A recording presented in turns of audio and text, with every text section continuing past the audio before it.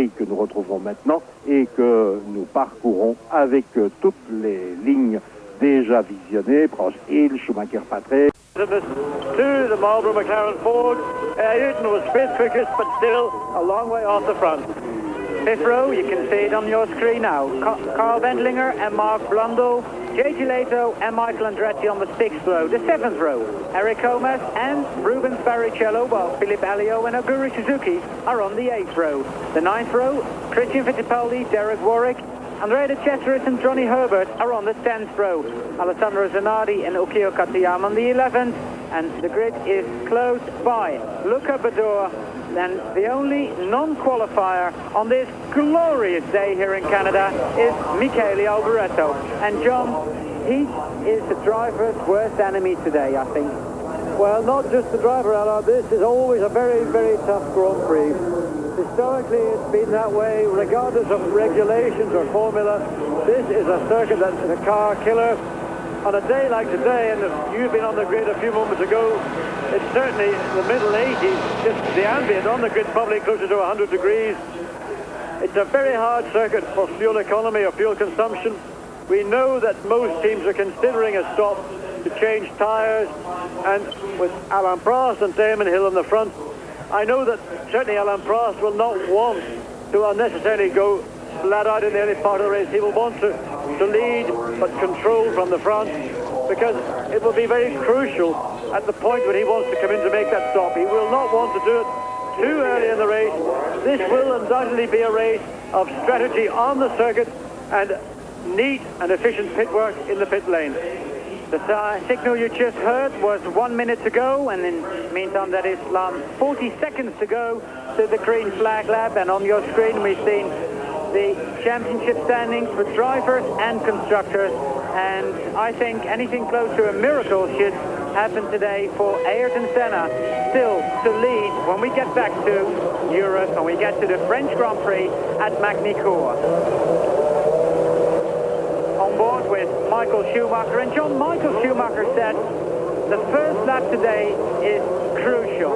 I'm going to be aggressive.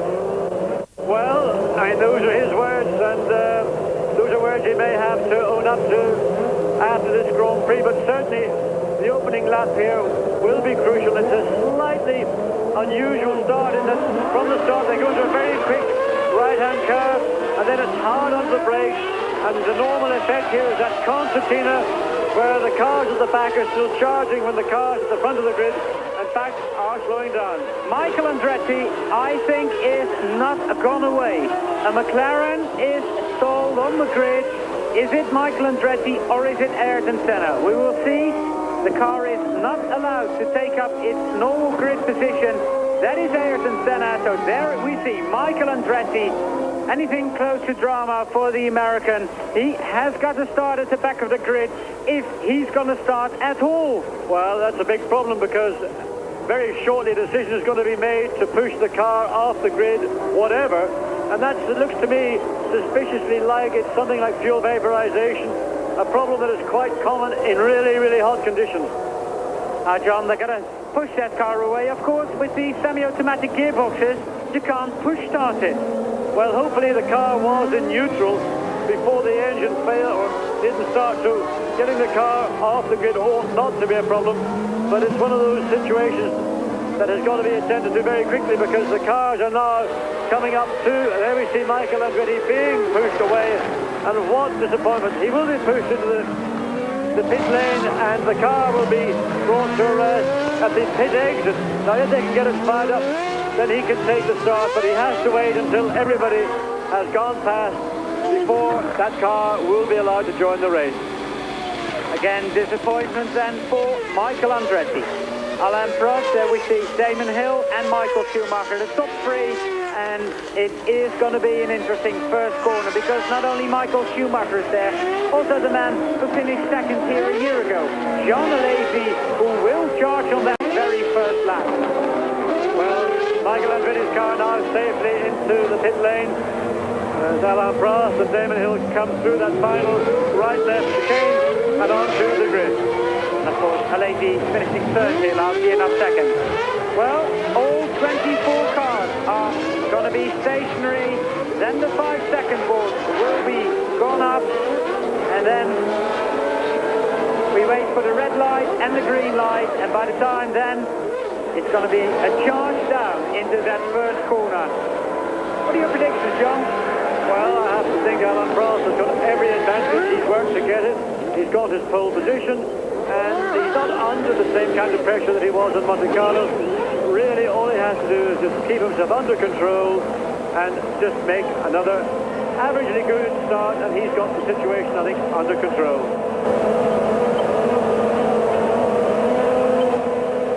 69 laps of this Canadian Grand Prix are about to get underway.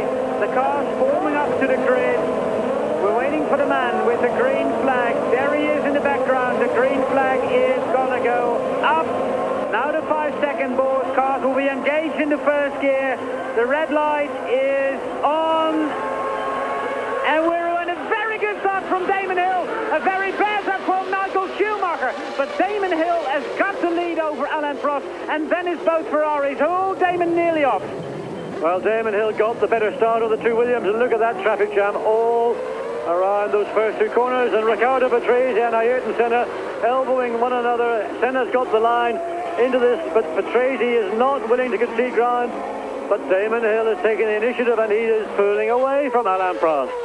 Damon Hill, and wouldn't it be a great thing for Damon to lead again? And oh, Martin Brundle trying to go around the outside of Riccardo Patrese. That didn't work, but a very good move from Brundle. But sorry, just going to say, watch Michael Schumacher, because he's all over the back. And here we are with Schumacher behind Martin Brundle. Brundle staying in the middle, defending. He is very aware Michael Schumacher's right behind him. And in this opening lap, he will not want to give Schumacher any possibility at all. Damon Hill, Alain Prost, then it's the two Ferraris and Ayrton Senna going around the outside of Gerhard Berger. Ayrton Senna, what a magic move, John. Well, Senna had actually taken the pace away from Berger, and they are wheel to wheel and almost interlocking. And Berger, Senna, and this is a part of the circuit where one has to be, oh, I tell you, that is the bravest pass I have seen in 1993. Believe me, that took courage of an order which, well, you'll not see very often anytime. Now, Jean Alesi pops a wheel wide coming out of that. In fact, it was Alesi and Senna. Berger is third. Well, then it's even braver, John. It was a very, very brave move. Both men put themselves in very dangerous. A moment coming through that fast. Right, left, right, and now Senna charging after Gerhard Berger. Remember, Senna, to some extent, has got an advantage, Allard, because his car's start-up weight is lower than that of Gerhard Berger, so therefore, braking efficiency and initial acceleration ought to be better. The gap between Damon Hill and Alain Prost was 1.6 seconds, but the fight is on here between Ayrton Senna and last year's winner, Gerhard Berger. And Gerhard on the grid said, well, I just want to have a reasonably good start and get through to the end, because if you get through to the end, anything can happen. Watch Senna coming down into the east turf, and he's positioning himself to go down the inside. He is going down the inside. Is he through? Yes, he's made it through, and that really was a very... I mean, Berger was very cooperative. He could have been a lot more awkward. He could have put his car on the part of the track that Ayrton Senna wanted, but he didn't. Senna's now up into third place, and who would have guessed? Starting 8th in the grid, within 2 laps, up to third. Another man making progress behind the two Ferraris is Michael Schumacher. He not only passed Martin Brundle, he also passed Riccardo Patrese and is now right behind Jean Alesi in 6th position. So Michael Schumacher making progress as well. On the opening lap, Damon Hill was 2 seconds a lap quicker than teammate Alain Prost. And here we see again, this is the battle for third place. Ayrton Senna very, very comfortably sliding underneath Gerhard Berger. And I must say, Berger much less difficult to overtake than Jean Alesi. Well, there's a gap now on the road. Damon Hill leading, Alain Prost second. And I wonder whether we will see a repeat of what we had in Spain. Damon again led the race, but he allowed Prost to really just take the lead away. And not that there were team orders in the Williams team, but it was as if Damon wanted to let Alain win this Grand Prix. Maybe he didn't feel in himself fully confident to beat his much more illustrious teammate. And now Alain Prost right on Damon Hill's gearbox. And I would not be at all surprised within the space of a lap or so to see Prost overtaking Damon and, well, just beginning to use all that experience and knowledge that he has. There we see Alain Prost from the back of Damon Hill's car, the two rearward-facing cameras. But Alain Prost is not close enough for an overtaking maneuver, and I think, John, there's only a couple of places where you can overtake, and Damon, if he wants to win this Grand Prix, he's just got to cover him and make sure Alain Prost isn't going to be close enough to do so. Well, I think that if he wants to win this Grand Prix from the front, as he is right now, he has to show possibly more aggression than we have seen from him so far in this season. And, you know, he came into Grand Prix racing only last year in a non-competitive team and car. He's now stepped into the most competitive team and car currently in Formula One. But the rest is now down to the driver. Damon has got the potential, in my mind, to win Grand Prix, but he's got to display that kind of desire. And if he feels that he can beat Prost, he's got to make Prost decide that he's going to work to beat him. And of course, the only thing Alain Prost didn't want, he said yesterday, was being pushed, especially on those opening laps. He's got to look after the tires, he's got to look after the car, he's got to look after the gearbox, drive shaft, because it's a circuit which is very hard on drive shaft, brakes and gearboxes. Well, I would think the biggest concern right now that the Williams team will have, well, here we are in car. Michael Schumacher taken a place away from Jean Alesi. Michael Schumacher moves up to 5th position, another man on the move. And a difficult place to pass, Allard. Again, Jean Alesi was very cooperative, but of course he was in the less advantageous position. He was on the outside coming into that right-hand chicane. But certainly Alesi fought a lot harder for position on the first lap with Ayrton Senna. And Gerhard Berger running very wide. And now Schumacher will try and drive out of that west hairpin. And now the gap between the two Williams and the rest. 3-4 seconds between Prost and Ayrton Senna. And a further 4 seconds between then Senna and Gerhard Berger. John, if we look at the times after 4 laps, the lap times, they're in the 1:25-26 second bracket. Last year, that was the sort of lap times that would do after 15-16 laps. So the speed is definitely up. The gap between the two Williams Renaults and the rest, led by Ayrton Senna in his McLaren Ford, is now 4 seconds, as you said, and that gap will only get bigger and bigger. Although Ayrton Senna is the only one other than the Williams drivers who is running in that 1:25 second bracket. I would have thought that, bearing in mind, when Ayrton Senna and McLaren, they know that they're not on the pace or at the normal level of pace they would expect to be. They've got to gamble a little bit. And I think they're going to gamble on Williams needing a tyre stop. And it's possible, we've seen in the past, that Senna is able to adjust his driving technique and style to suit the particular stage of the race he's in. I'm sure with a clear track ahead of him, he could possibly run a little harder than he is. Currently he's running in the low 1:25s, but he may well be gambling that Damon Hill and Alain Prost are putting more energy and load into their cars than they would ordinarily care to do. And I'm sure that part of the McLaren team's strategy is to let these two teammates battle out for the lead.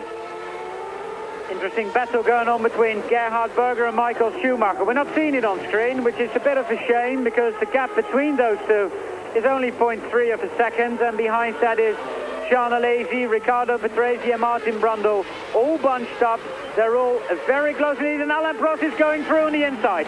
Alain Prost laid on the brakes, and that was a very easy move from Alain Prost.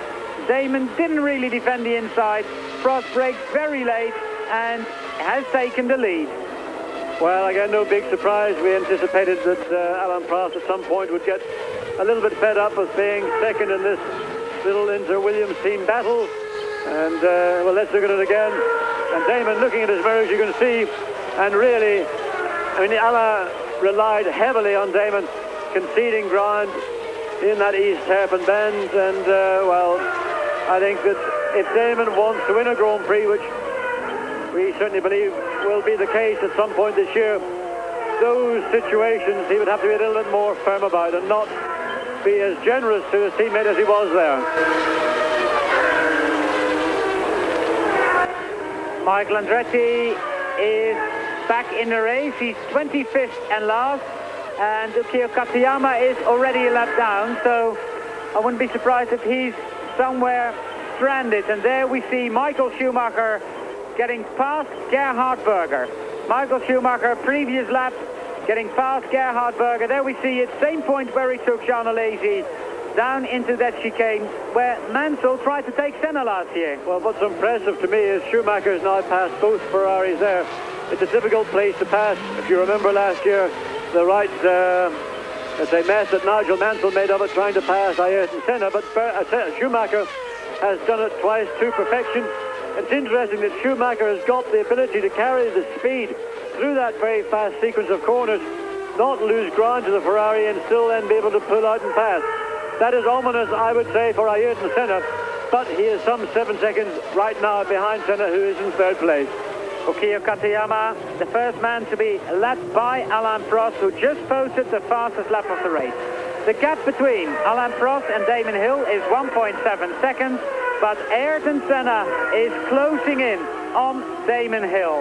Michael Schumacher is fourth, Gerhard Berger is fifth, and Jean Alesi is in sixth place. That's the situation here in Canada after 7 laps out of 69. We'll be back after this break. But Senna's got a problem now because Schumacher, having worked his way through into fourth place, is much more of a threat to Senna than ever either of the Ferraris could have been. The Schumacher was split the two Williamses initially in qualifying, well, not in qualifying, but they split them in the warm-up this morning, and the Schumacher and his Benetton have gone very well all weekend. So indeed did Riccardo Patrese in qualifying, but he was about a second away from Schumacher in the warm-up this morning. So Schumacher now has got clear road in front of him, and we'll get a gap between Senna and him and see whether it starts closing or not, because he certainly was potentially quicker than Senna hitherto all this weekend. Well, there's about 3 seconds between Senna and Damon Hill in second position. There is Michael Schumacher in fourth place. Fifth behind him is Berger. Sixth behind him is Alesi. Seventh is still Riccardo Patrese. Eighth is still Martin Brundle. In ninth position, it is now Carl Wendlinger, who's moved up in the Sauber. In 10th place, it is Mark Blundell in the second of the Ligiers. And you can see Martin Brundle there challenging Riccardo Patrese. So there is the Benetton, there is the Ligier, and as I said earlier on, this circuit suits Martin Brundle extremely well. He was up into second place last year in the Benetton, and he will be very anxious to get past Patrese for all sorts of reasons, not the least of which is that Patrese is driving the car that Martin Brundle regards as rightfully his. Although with the Ligier getting better and better now and having undoubtedly the most powerful engine, the Renault RS5, which they share with the Williams team, Martin Brundle can't be regretting things now. The car is getting better and better. So, Prost, Hill, Senna, and this Canadian Gilles Villeneuve circuit, surrounded by water, gives a better impression of Grand Prix cars at speed than almost any other. You can see how far now Yukio Katayama has dropped back, and you can see that Ayrton Senna is reeling in Damon Hill in second position.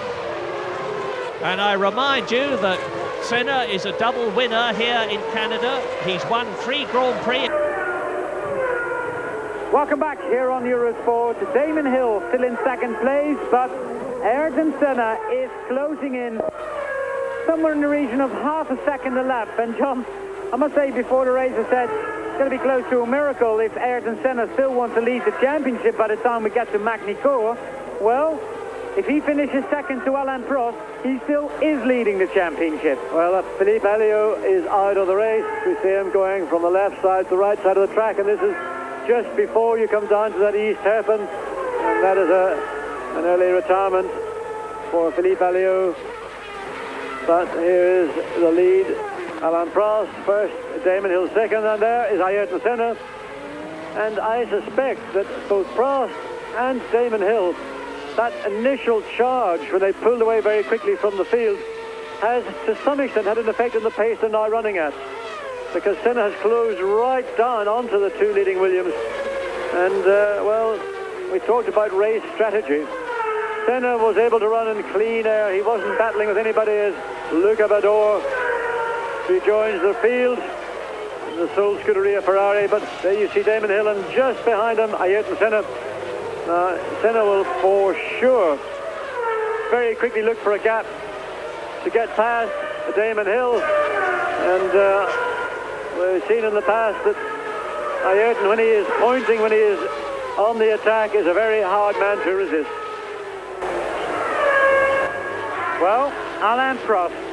The gap is 2.5 seconds with Damon Hill, and Ayrton Senna and Michael Schumacher are running the same sort of lap times, which is the same time that Alain Prost is doing. Damon Hill is roughly half a second slower than the three of them. Yellow flags being waved. That is for Philippe Alliot's car stranded. There we see it. And the slowest part of the circuit, the east hairpin. And Alain Prost wants to get past Derek Warwick there. Well, this is an opportunity principally for Ayrton Senna, because Alain Prost, he's coming up to lap. Derek Warwick has backed off, a very generous on his part, so no problem for Prost whatsoever. That could have been a point on the circuit where Prost would have lost time, but well, one of the early retirements, Rubens Barrichello, great disappointment for the Jordan team, because they'd expected great things today from Rubens Barrichello, and that's the second major retirement so far. Philippe Alliot was the first. Now Rubens Barrichello. But here, Ayrton Senna, and you can see the gap now down to approximately 1.3 seconds. And Damon Hill has got to find a way. He has done it around Derek Warwick, and now it's Ayrton Senna who's got he's going to lose marginally. But Derek has been generous, and well, Senna's being held up, pulled out alongside. Warwick really wasn't able to do an awful lot more than he could do, and he certainly helped the leading three cars get through, I think, as well as anyone would under the circumstances. Mark Blundell is running in 10th position. He's following Carl Wendlinger, Martin Brundle and Riccardo Patrese, and that's an interesting bunch of cars, although there's a little bit of daylight now between Wendlinger and Brundle. And Martin Brundle, who actually is funny, John, yesterday I said, are you going to have the same tactic as last year, sort of like take it easy on the first 30 laps? And then he said, I wasn't taking it easy on the first 30 laps. And then this morning he said, oh yeah, maybe we were, because I was looking after the car and it was in good shape. I said, yes it was, because last year Martin Brundle looked after the car and was at the end of that 7 or 8 car train, which was led by Ayrton Senna then.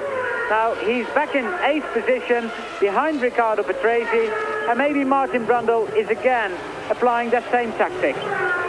Well, certainly different circumstances, but Martin is a very, very fine race driver, and at situations like this, a very hot day, where it does pay to look after your car in the early part of a Grand Prix, and it will be no surprise at all to see Martin Brundle elevate himself up into the top 6, and you never know, maybe the podium position that he certainly deserved from last year may come his way. This is a long Grand Prix. We're on lap 13 of 69. It is very hot here. We are anticipating tyre stops, probably somewhere in the area of 25 to 35 laps into the Grand Prix. And Ayrton Senna, the man 1.2 seconds behind Damon Hill in 3rd place. And Senna's progress over the last couple of laps has tended to flatten out. And again, you catch up, you get little surges, and then Damon Hill has responded. Currently Damon has been lapping quicker than Alain Prost on the penultimate lap. Now Prost has speeded up again, and largely this is going to be the case throughout this Grand Prix, because once we start to come into the tail enders and lap those people, we'll see big fluctuations in lap times. Gerhard Berger in 5th position in front of teammate Jean Alesi, both running those new Ferrari engines, and Alain Prost has just put in a new fastest lap of the race, a 1:24.419, and that is some 2 seconds away from the fastest lap of the race last year. Damon Hill and Ayrton Senna are running exactly the same lap times, John. So the gap is still 1.3 seconds. The only one a little bit quicker than those is Michael Schumacher. He's closing in a little bit on Ayrton Senna. Gerhard Berger, Jean Alesi, both running in the 1:25 second bracket. Then it's Riccardo Patrese in 7th, Martin Brundle in 8th, Carl Wendlinger in 9th, and Mark Blundell in 10th position. And that is the top 10. And we're on lap 14 out of 69. Oh, Mark Blundell has crashed, and that is a very awkward place to crash. The rear of the car damaged in the wall.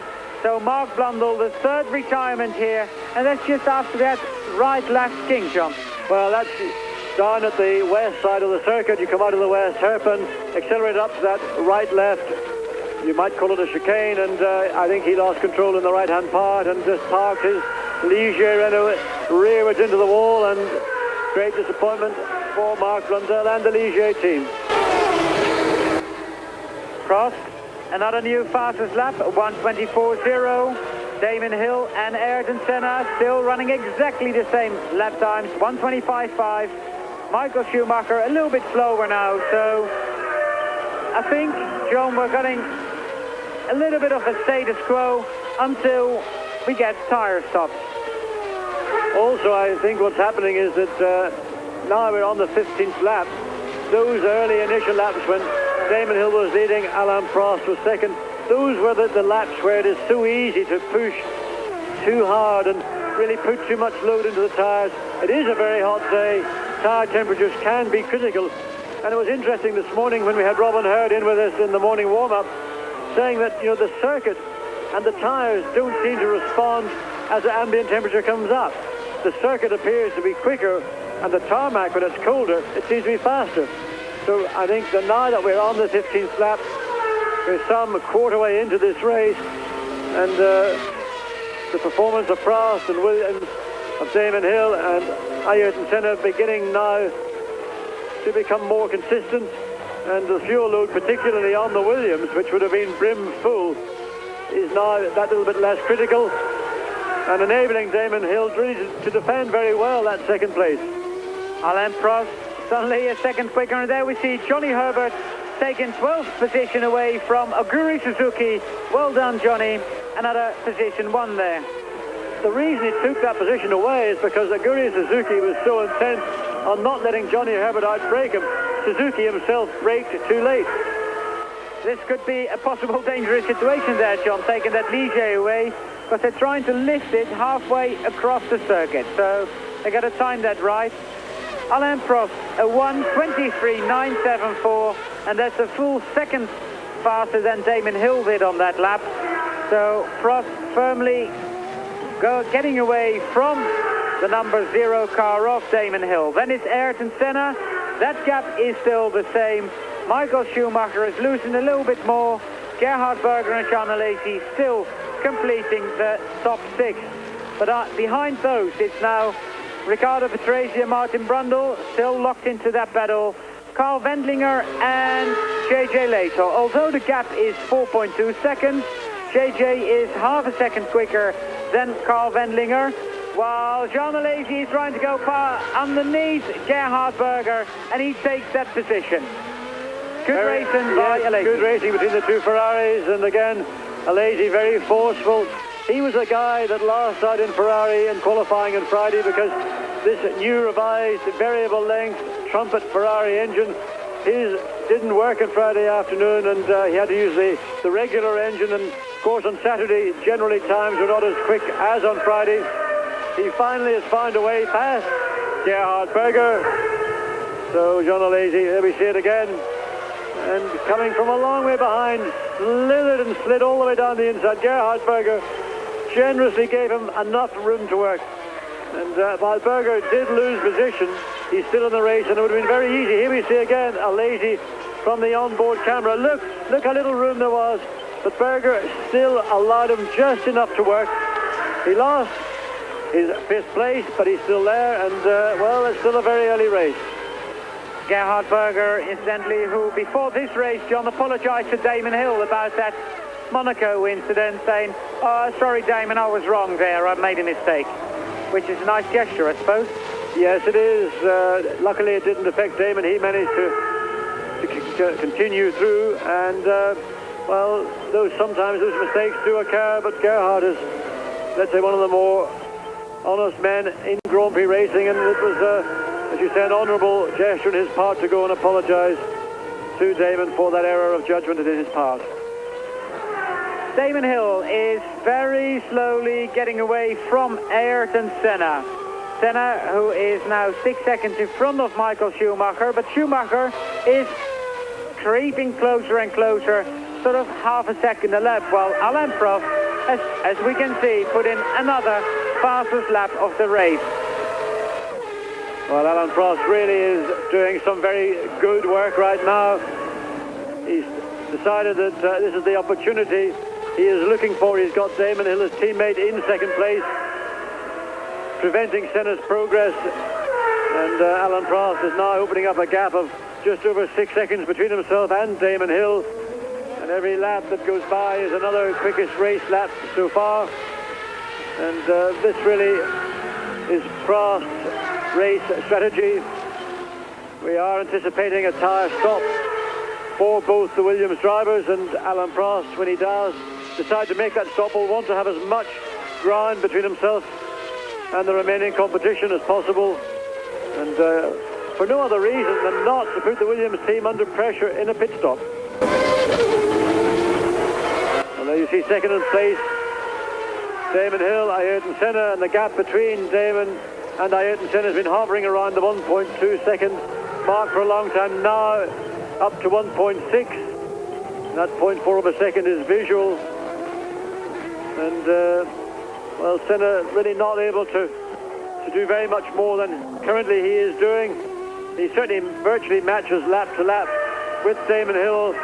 But the man in the front, Alain Prost, is capable of lapping comfortably half a second faster than second and third place, while Michael Schumacher still 6.6 seconds in fourth place behind Ayrton Senna, and really paying the price for that very, very poor start. He really seemed to mistime it completely, and was engulfed by the bulk of the field. Had he been able to take advantage of his third place on the grid, who knows what the situation in this Grand Prix would be right now. John, although we don't see it, there's again a very interesting Grand Prix going on. Gerhard Berger is only half a second in front of Riccardo Patrese. There we see it, whoa, when we talk about it. And Martin Brundle, and that is a nice little bunch. I hope we see a bit more. Lazy getting away. There is Gerhard Berger. The yellow and green, of course, is Riccardo Patrese, and then is Martin Brundle. In the background, the black Sauber of Carl Wendlinger. They are at the Heath hairpin, while Alain Prost crosses the line for the 19th time. But that is the battle for the last point at the moment. And really, Alain, this is a very typical situation in the circuit Gilles Villeneuve here in Montreal. The nature of the circuit does tend to encourage bunching. It looks exciting, but the problem is when you get caught up like this, you end up losing the momentum that brought you together, and then you tend to be running at the pace dictated by the car, the head of the group, which in this instance, of course, is Gerhard Berger. All Berger has to do is slow down a lot in the middle of a corner, and the whole process then behind him follows suit. Damon Hill, second place, and Andrea De Cesare, as you see, is Tyrrell sliding around now. Ayrton Senna is going to make his little move around the outside, coming down in to the east hairpin. Andrea staying well over to the left-hand side of the road and allowing Senna through. No time lost by either Damon Hill or Senna, and so the process continues. Another battle, John, which we don't see, is that between Eric Gomez and Christian Fittipaldi. Another nice little battle for 11th position, and this is in car with Ayrton Senna. Well, you see right front tire of Senna under braking, and the change of the colour of the surface. So there's a fair amount of pickup around the circuit. That's the small bits of rubber that get shredded during the course of a race. And if your tires do pick it up, it does change the handling characteristic of the car considerably. But Senna now again down to the 1.2 seconds we saw a few laps ago, and Senna maybe now prepared to push that a little bit harder again. And can Damon Hill respond? Senna's last lap 1:24.609. Damon Hill's 1 minute 25.234, and that brought that gap down from 1.6 to 1.2 seconds. There we see it on our screen. The top six unchanged since the last time we mentioned it. We're going to take a small commercial break here on Eurosport, and please rejoin us for the last 45 laps or so of this Canadian Grand Prix in Montreal. In the history of the sport than anybody else, 47 of them. Scored more World Championship points than anybody else. 736 and a half of them. Crossing the line, completing the lap. And Prost, so smooth, so effortless, but so very, very fast. Millimetre perfect on every corner.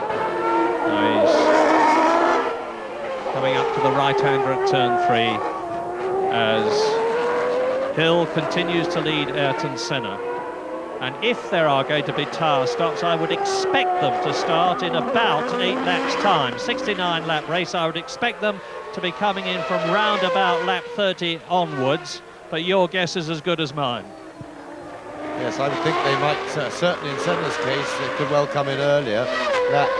Between lap 25 and 30, I would expect people to start coming, and if Senna is looking for something tactical, and Schumacher is starting to close in on him, he may well want to get his stop in before Schumacher is too close to him, is close enough to him to be able to pass on anything but a really messed up pit stop.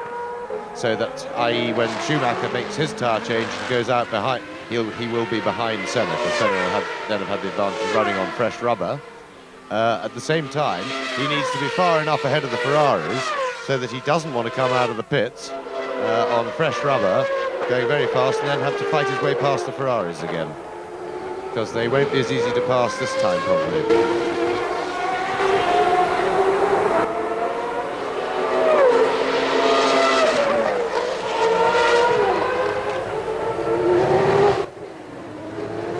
Don't underestimate the performance of Damon Hill. He is sandwiched between 2 3-times world champions.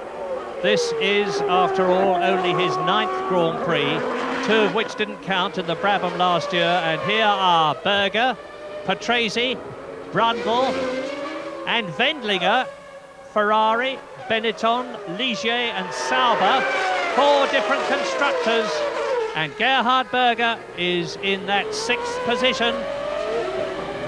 And we're with the Benetton now of race veteran.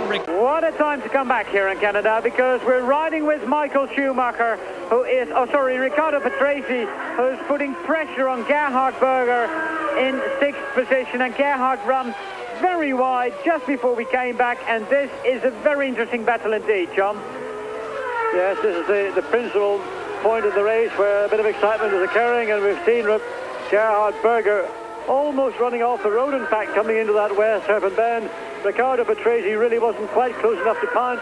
The man I'm keeping an eye on, in fact, is Martin Brundle, who's directly behind Ricardo Patrese. And Martin in the blue Ligier Renault is really the man who's got certainly the most horsepower of all the cars here, and, well, not quite sufficiently close to Ricardo Patrese, but it's the punch that Renault V10 engine has out of those low-speed corners that ought to give Martin the opportunity to pull up and alongside Ricardo Patrese.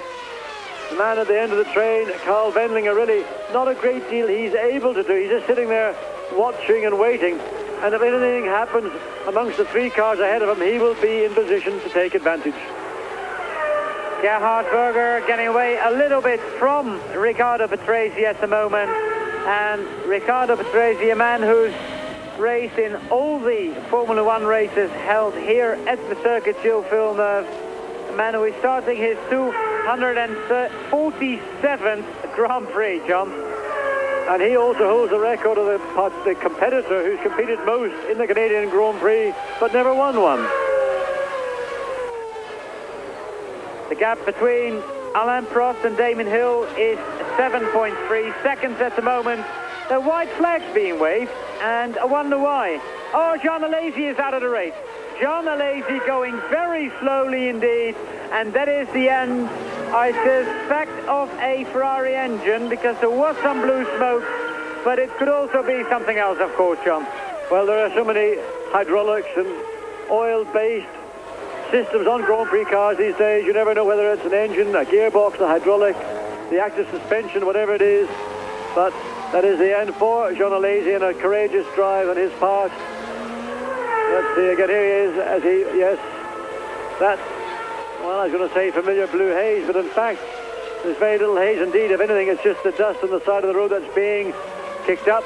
And there you see Barrichello's Jordan, which stopped, of course, very much earlier in the Grand Prix. And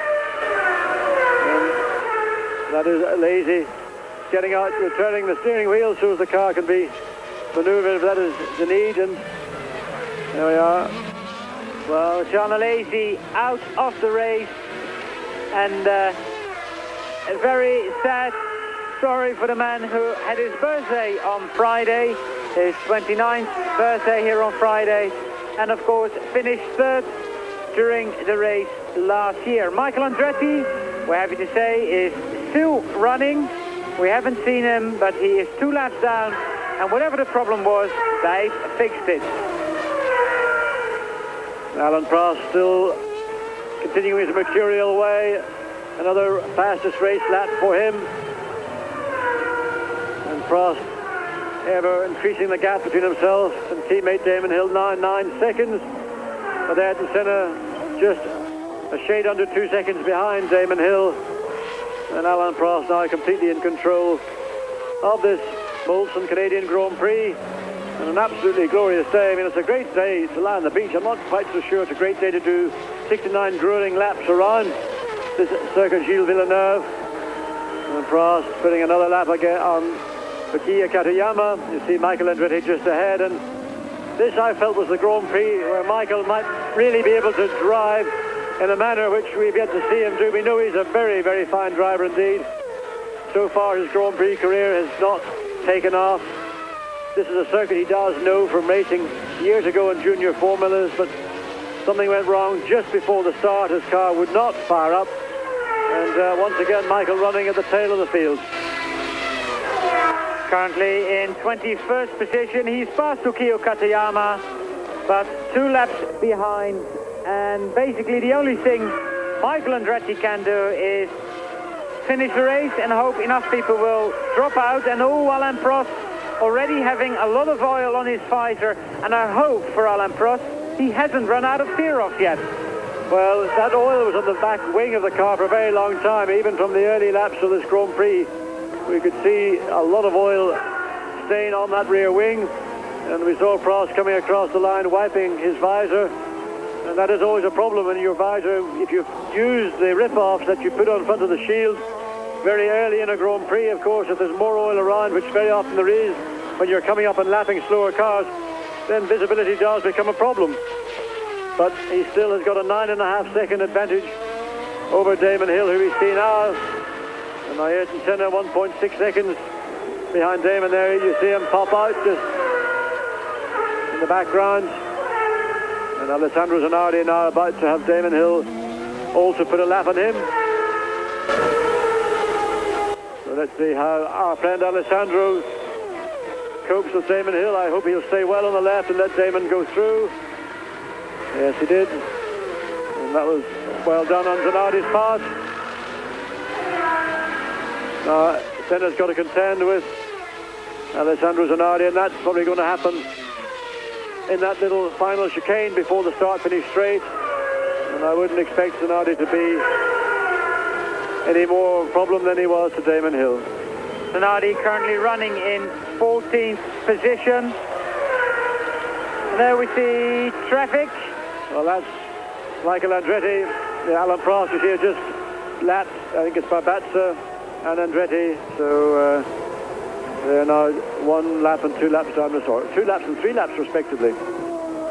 Damon Hill still in second place, 1.7 seconds ahead of Ayrton Senna. Both men running at approximately now the same lap time. John, do you have the feeling that there might be team orders at Williams and that Damon Hill is basically riding shotgun for Alain Prost? I would think there is, that thought has been talked about in a pre-race briefing, but I think that the pace that Alain Prost has been running at is very impressive, and that would have been difficult, I feel, for Damon to have prevented Alain not just taking the lead, but being able to pull away. But of course, it's convenient for the team, it's convenient for Renault and Elf, for the principal sponsors of the team, to have Alain Prost lead this Grand Prix. They want to get their man back into the lead of the Drivers' Championship. And of course, the next Grand Prix will be at Manucourt in France, which is of course home Grand Prix for the Renault team. Tyre stop while we are riding with Ayrton Senna for Johnny Herbert. It's not a brilliant stop, but he's in and out, and the first man basically to stop for tyres is Johnny Herbert. And John, I think if we have a Lotus stopping for tyres, then I suppose we can have more people stopping for tyres fairly soon. That's a sort of fairly rule of thumb judgment, I think, Allard, but it's a question of the individuals. I mean, some drivers are very gentle on their cars, and Alain Prost is one of the most gentle. Others are more, let's say, animal-like in their driving tactics and tendencies, and those tend to be the people that are coming in early. Of course, car setup and how the car is performing on the day are a major contribution to how your tyre survives. It's not a question of just tyre wear, it's tyre grip and performance that we're talking about. But this is a difficult racetrack. It's traditionally been so. But so far, Alain Prost, Damon Hill and Ayrton Senna have not given us any indication at all that they're going to make a trip for a second set of tyres. We're on lap 29, and this, of course, is right in that tyre stop window that we were talking about earlier in this Grand Prix. Well, we are waiting to see if any of the top drivers are coming in for fresh set of tyres. We have news that Philippe Alliot has retired because of a gearbox problem. Not an unfamiliar cause of retirement around this circuit, Gilles Villeneuve on the Lille Notre Dame. And again, looking at that right front tyre of Ayrton Senna, you can see as the car, the wheel is turning, getting pick up, the tyre getting scuffed, and there is Michael Schumacher after his pit stop. He is the first of the serious contenders this afternoon. He was in fourth place. We have to wait and see where he will be when he rejoins at the end of this lap. Still in fourth place, but now some 20 seconds behind third place man Ayrton Senna. Good pit stop from the Benetton team. Aguri Suzuki likewise now into the pits. John, I think we can safely say that most people are going to come into the pits, and that seems to be a bit more than a tyre stop, actually. I think you're right. That was a hand waving, and I think Suzuki was indicating to the team that he may well be coming into the pits, but it is not for a tyre stop. He will have other problems. But let's watch now, both on camera, and we'll be able to keep you at home up to date on Schumacher's pace, because with fresh tyres, he ought to be able to pick up certainly at least a second over the rivals ahead of him. All the teams are ready, John. If I look out of the window, all the teams are ready for their drivers. Damon Hill is into the pits. He's the first Williams driver to stop. Gerhard Berger is going to come into the pits very shortly, and I don't think he's ready. That is appalling. The Williams team were not ready for Damon Hill to come in. That tyre was still in the garage. The tyre warmer was still on the tyre.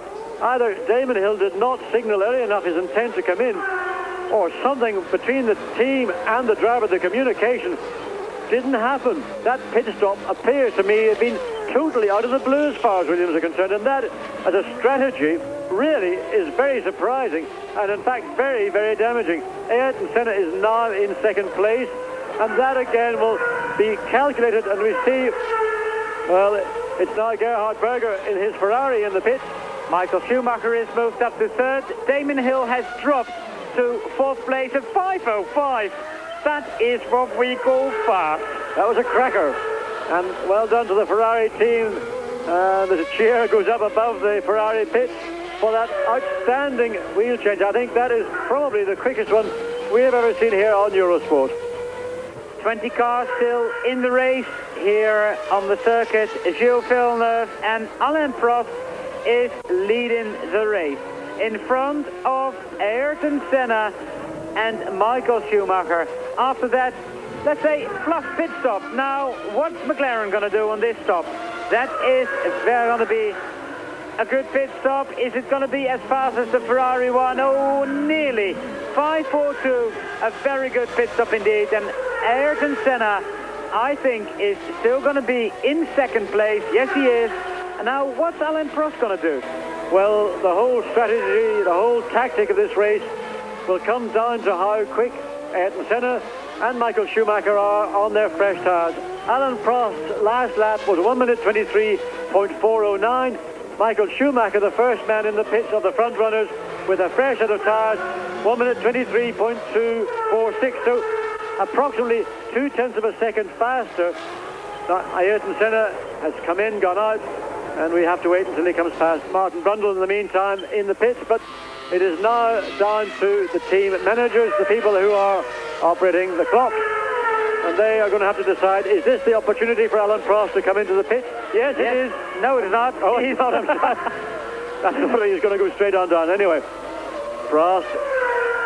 Well, maybe he would have caught the Williams team somewhat unawares, as did Damon Hill. Well, Alain Prost completing another lap, 24.928. That's his lap time. And let's see what Ayrton Senna, Michael Schumacher, and also, for that matter, Damon Hill can do. Because Damon is got to bite the bullet and go for it now. You know, if I was in charge of the Williams pit, I wonder, as soon as I saw my principal competition come in and change tires, I would have probably said, Alain Prost, get in, put on fresh tires. You've got sufficient lead to come in, get out.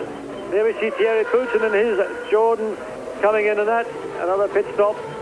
Thierry coming in somewhat more cautiously than some of the others.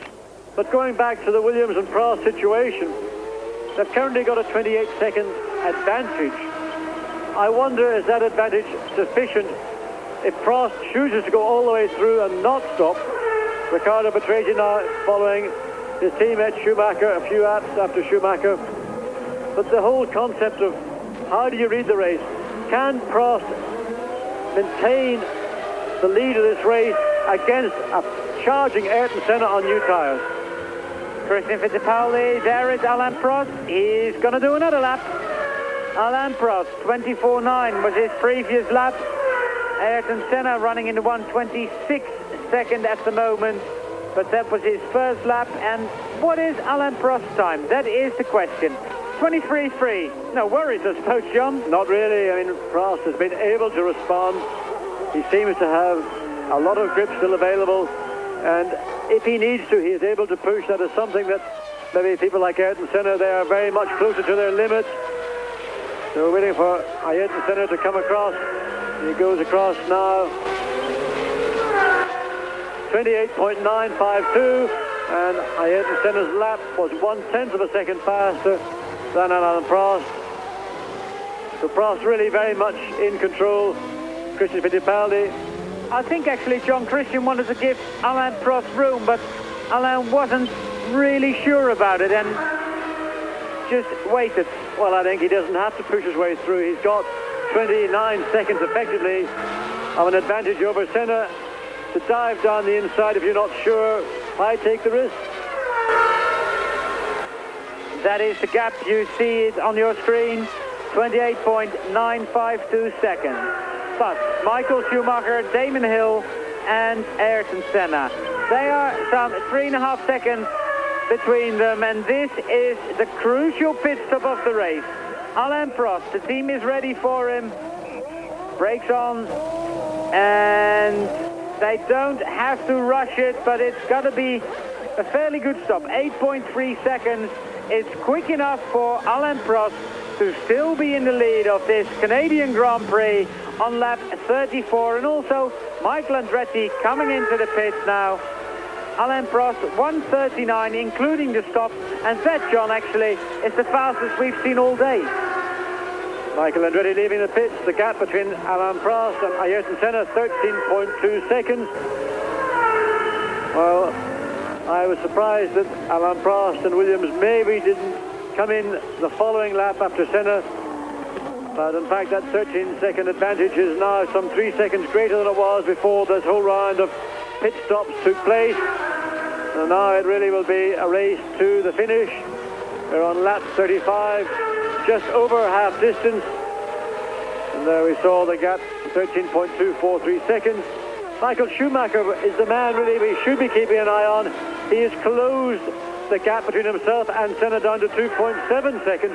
And Damon Hill is falling away from Michael Schumacher in fourth place. Karl Wendlinger, the only man in the top 5 who has not made a pit stop yet. He's going round in 5th position. His lap time in the 1:25-second bracket, there we see it. He's 45 seconds behind race leader Alain Prost. But is Karl Wendlinger going to come in, or is he going to try and go the distance on this set of tires? Again, it's a calculation the team have got to make. They've got to judge the speed Wendlinger's running at, and he is the only man in the top 5 who's not running in a 1:24 or faster lap time. And they're just going to make that judgment. Can Wendlinger maintain his pace, or are the people behind us going to pick us off one by one? Senna and Schumacher running the same sort of lap times. Alain Prost slowly getting up to speed, and Damon Hill is falling away from those two. There we see Karl Wendlinger, and he didn't look very fast on that particular occasion. Actually, that is the camera, I think, more than anything. Eric Gomez, the only LaRue still in the race, and we are riding with race leader Alain Prost. On lap 36, out of still in the race, and we are riding with race leader Alain Prost. On lap 36, out of 69, he's got a 10.5-second lead over arch rival Ayrton Senna. Michael Schumacher runs in 3rd, in 4th place Damon Hill, and in 5th position is Karl Wendlinger. That is the position here in Canada. We'll be back right after these short messages here on Eurosport. Maximise the points in the Constructors' Championship for the Williams team, and more importantly, as far as Alain Prost is concerned, to push Senna down and reduce the number of points that the Brazilian can get. He's in 2nd place, is Ayrton Senna, some 10 seconds now behind Alain Prost. There is the McLaren Honda, and you just saw Prost go through in 3rd position. It is still Schumacher, who is 5 seconds behind Senna. 4th is Damon Hill, and Senna is the quickest man on the lap. And not only that, he's catching Prost. He's closed the gap, but bear in mind that Prost has been on a fresh set of tyres, and we know that he always plays himself in gently, just like at the start of a race. But so far, Senna has, there is the caption, he's got the gap to just over 10 seconds from over 13.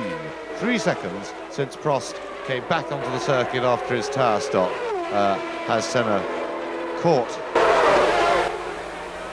And a new fastest lap for Ayrton Senna, so he is giving it everything at the moment, as Damon is starting to close the gap to Michael Schumacher behind. Meanwhile, of course, with his charge, Senna has taken Senna another second clear of Schumacher. The gap there is 3.7. I'm sorry to feed you all these figures. Please don't get too lost, and we'll keep doing it to you. Watching Michael Schumacher in 4th position, and there are 32 laps to go. So we are well over half distance now, with Alain Prost leading Ayrton Senna. This is Schumacher. Now that's an interesting graphic. On the left, you see the RPM of the engine going up and down. In the middle, you can see, now watch how quickly the speed changes. From about 30 miles an hour, it'll go up to nearly 190. And on the right, the green bar is the throttle pedal position of Michael Schumacher's right foot. Right off now, straight up, and he's doing 150 miles an hour and building. Yeah, so while that's been going on, Prost has got the message about Senna. He has responded with yet another new fastest lap in the race. And Schumacher. So, up front, fresh rubber, lightened fuel loads, and the first three drivers in the last couple of laps have all had a... Welcome back on Eurosport. Carl Wendlinger exiting the pits after his tyre stop. He has dropped now till 9th position and is behind teammate JJ Leto. But the man on the move, John, is Michael Schumacher, while Wendlinger is very eager to get on the throttle. Well, there's our man Damon Hill running now in 4th place, and the reason for him losing 2 places was because his pit stop, we saw it a few moments ago, appeared to me to be totally unscheduled. Damon came into the pit and the Williams team did not have his replacement wheels and tyres ready for him. Ayrton Senna, fastest man on the circuit, and then 5 seconds later, Michael Schumacher, and he is a little bit quicker than Ayrton Senna. They're both half a second quicker than Alain Prost, so the gap between Prost and Senna comes down to 9.6 seconds at the moment. Damon Hill is in 4th place, running the same sort of lap times. Here we are with him as Ayrton Senna and Michael Schumacher. But Damon, I think Johnny's a little bit frustrated that he lost so much time. Well, I don't think frustration is the right word. I think there's got to be other forms of words and language used between the driver and the team, because when Damon came into the pit, there was no right front tyre available for him. When the tyre did appear, it still had its tyre warmer on, and well, I'm at a loss to understand why that situation should arise. Of course, if a driver does intend to make a pit stop out of the scheduled or out of the area where it's anticipated, it is up to him to indicate to the team he is coming in. Maybe that information wasn't available, maybe his radio is not working. There's a number of factors which could have contributed to that, let's say, mix-up between driver and team. The consequence of it is, of course, that Damon went from 2nd to 4th, and now Ayrton Senna, who is running 2nd, has recorded the fastest lap, only to be beaten by Michael Schumacher. Ayrton Senna 8.9 seconds behind Alain Prost. Michael Schumacher a further 5 seconds behind Ayrton Senna. Here are 3 guys that are actually driving a Grand Prix like Grand Prix should be driven. They are going absolutely at their limit. John, you said earlier on that if Alain Prost can be pushed, he might be marginal on fuel. This is one of the most difficult races for fuel. Everybody was chock-a-block full, and a V10 engine like the Renault will use more fuel, will require more fuel than a V8 like Ayrton Senna or Michael Schumacher have. Now, of course, the Renault engineers and the Williams team are giving Alain Prost information all the time. There is a figure, a fuel consumption figure, that Alain Prost must not exceed. If he starts to exceed it, he's got 2 options. One is to drop the RPM, or the other is to adjust the air-fuel mixture, which he can do from the cockpit. Both options mean loss of performance. We're on lap 40, 29 to go. It's still a race of strategy, and it will be in the last 10 laps of this Grand Prix that we will actually begin to see the true pattern developing. Alain Prost responding to those fastest times, and with 29 laps to go, we're already approaching that lap record set last year by Gerhard Berger of 1:22.325. We're a couple of tenths of a second away from that at the moment. Alain Prost getting into traffic. Here's another moment when Alain Prost, he is cautious by nature. He will not take the risk that Michael Schumacher or Ayrton Senna will do. We've got Christian Fittipaldi racing at the Kia Katayama. And well, you see Katayama saying, well, he went very wide. He didn't maybe intend to be so wide, but Alain Prost getting past Katayama without any problems whatsoever. Now it's Minardi ahead of him, and he'll not want to get too close coming through here. He may like to try and pass up into the chicane. He's not close enough, so he's going to try and do it now on acceleration and drive all the way out of here down into the West Haven.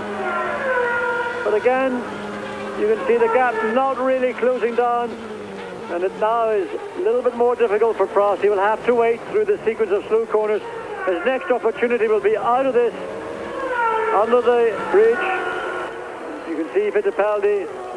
Still Alain Prost not being forceful, not taking the initiative, and telling Christian Fittipaldi, get out of my way, you're holding me up.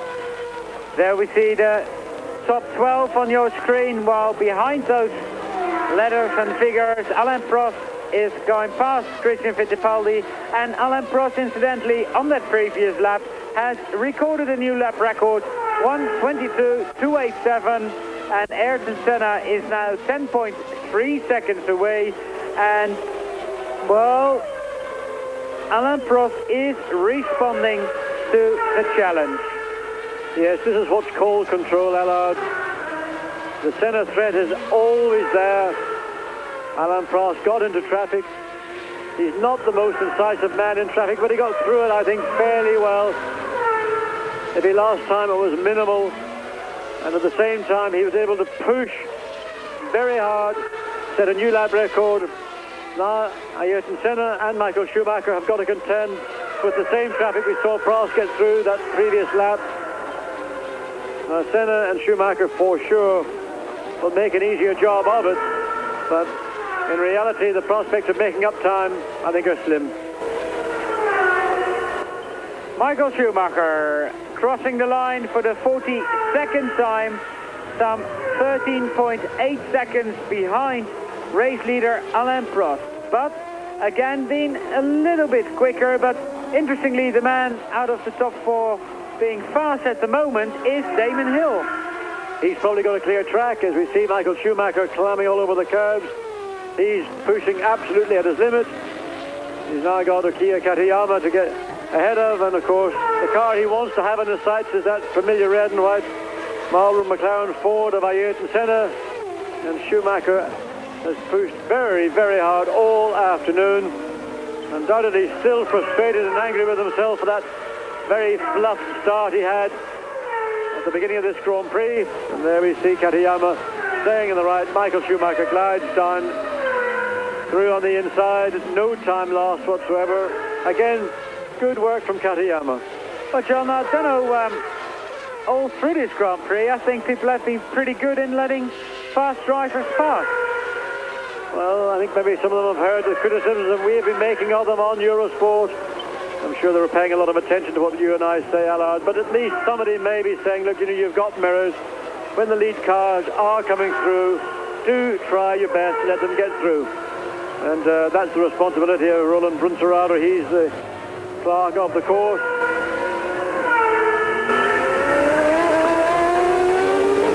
Top four unchanged. Actually, the top five is unchanged. And when we get into traffic, Ayrton Senna, there we see him. He comes a little bit closer to Alain Prost. The gap between Senna and Schumacher stays the same, around 4 seconds all the time. And I doubt whether Ayrton Senna is going to have win number 40. And I must say, it's been a frustrating weekend for Ayrton Senna, but it comes good after all. Well, he made a great start, and he was very, very bullish with John Alasia in that opening lap. But as I said earlier, remember, Allard, this Grand Prix is about the last 10 or even the last 5 laps. It is, along with Imola, I would say the hardest Grand Prix on equipment. It's certainly very, very heavy fuel consumption. So Schumacher and Senna, in many respects, have probably got the best option. So what they've got to do is try and get closer to Alain Prost, put more pressure on Prost, make him use that Renault V10 harder than we're seeing him doing right now.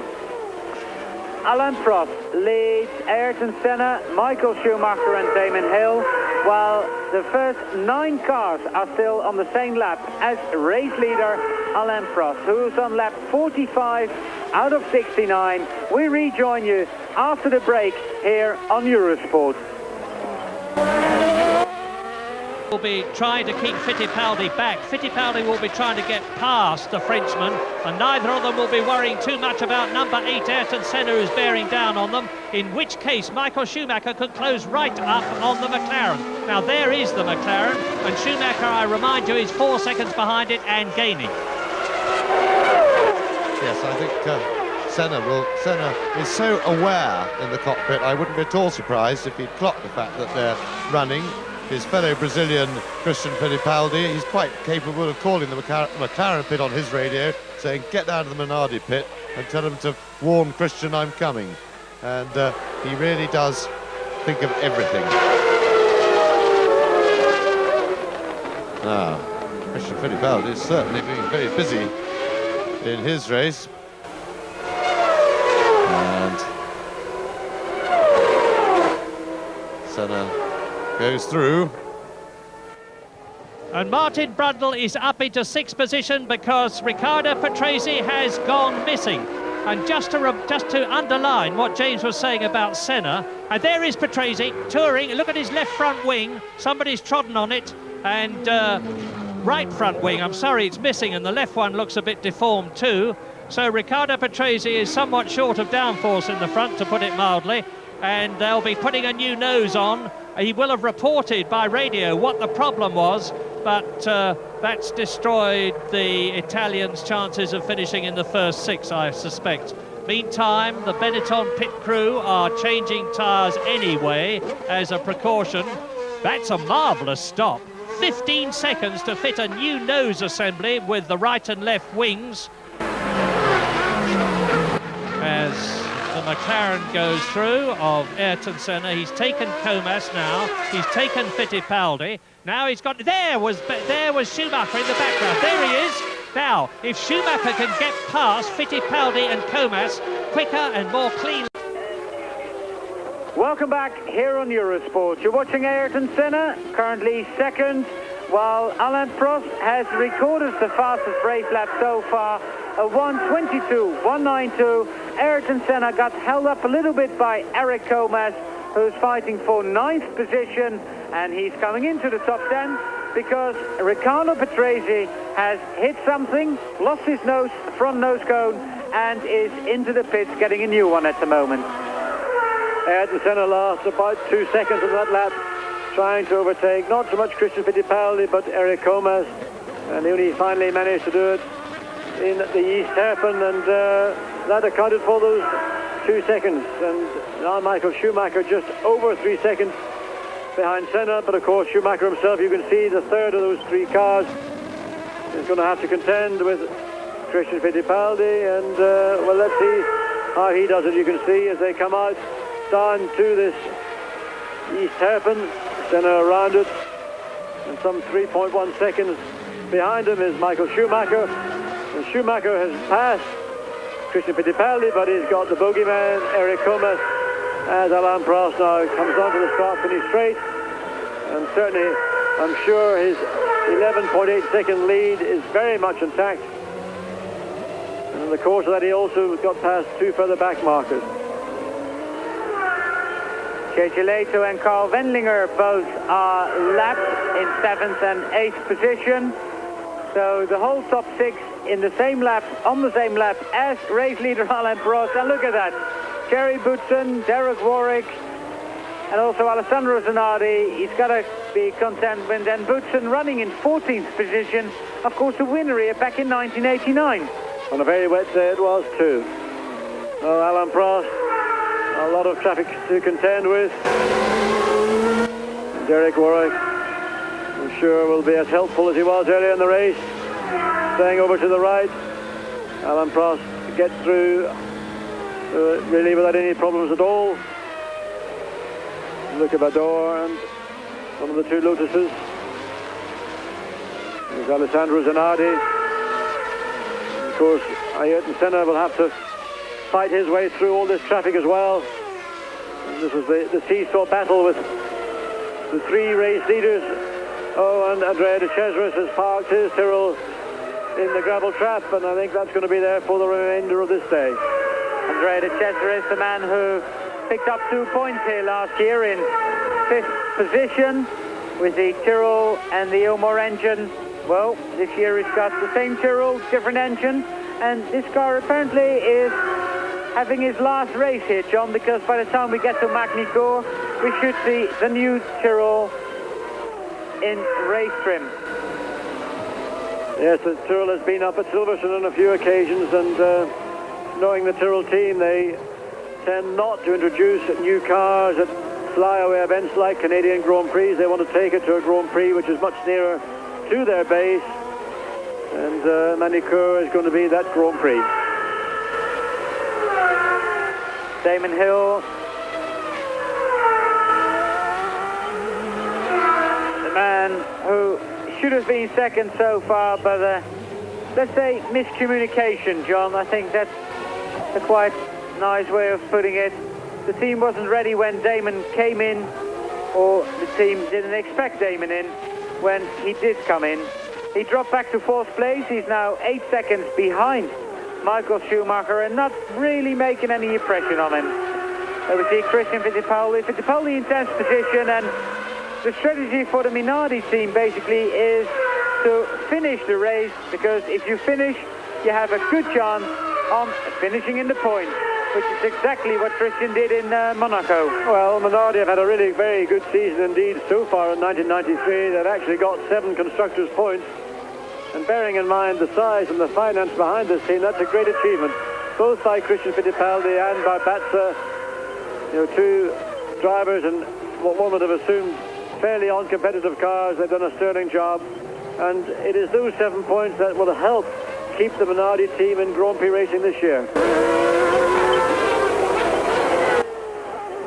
Christian Fittipaldi losing ground a little bit on Eric Comas. Comas, who's not been the most cooperative person, and there we see Ayrton Senna battling his way through traffic. And Carl Wendlinger, incidentally, is past JJ Leto again. There we see it, the Austrian in front of the Finn, and there is Ayrton Senna lapping. Oh, Ayrton nearly hitting the back of Derek Warwick's footwork. Well, a very, very busy East hairpin, and as you see, Derek Warwick and Thierry Boutsen. Is Derek going to let Senna through? It's not really possible to go offline at this point in the race. You can see all the rubber that's been shredded from these tyres. Now Senna coming out, and Derek backed off and stayed well to the left. Of course, Carl Wendlinger then putting a lap also on Derek Warwick. And this is always a big problem in Montreal. You get these group of cars, they're all running at approximately the same pace, so when a lapping car comes through, it's difficult for Senna or for Alain Prost or Michael Schumacher to maintain the momentum. Now you see Schumacher doing the same thing we saw Senna do, and it looks like Schumacher's marginally getting the advantage in the traffic. Senna past Boutsen.